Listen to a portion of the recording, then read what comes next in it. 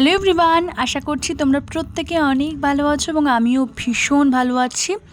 খুব শান্তভাবেই আজকে রবিবারটা শুরু হলো। আজকে ব্রেকফাস্টটা খেয়েছিলাম পাউরুটি আর ঘুগনি। তারপরে আমি আমার কলেজের প্রজেক্ট নিয়ে বসে পড়েছি, সেটা একেবারে কমপ্লিট করে তারপর উঠলাম। আর স্নান করার পর তো আমার প্রতিদিন আগে কাজ থাকে, মন্ত্রপাঠ করা, পোকোকে খেতে দেওয়া, ধূপধুনো দেখানো। তারপর পুজোর পর আমি খেয়ে নিয়েছিলাম লাঞ্চে ছিল চিকেন কষা, সবজির তরকারি আর শিম ভাজা। তারপর দুপুরবেলা আমি একটু রেস্ট নিয়েছিলাম, আর তারপর বিকেলবেলা উঠে আবারও অ্যাসাইনমেন্ট করতে বসে গেছি একটু কুরকুরে খেতে খেতে। খুব সম্ভবত রবিবার দিন ছিল রোজ ডে, এবং আমাকে তো রোজ দেওয়ার কেউ নেই, সেজন্য আমি মন খারাপ করে বসেছিলাম।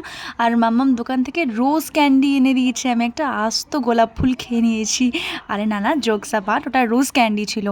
আর তারপর মাম্মাম বানাচ্ছিল চালতার আচার, এটা মাম্মামের হাতে ফেমাস আচার। আগামীকাল আমরা সারপ্রাইজ দিতে যাচ্ছি মামার বাড়িতে, কেউ জানে না, তো সেই জন্য বানানো হচ্ছে। তারপর অ্যাসাইনমেন্ট করলাম। So please do subscribe.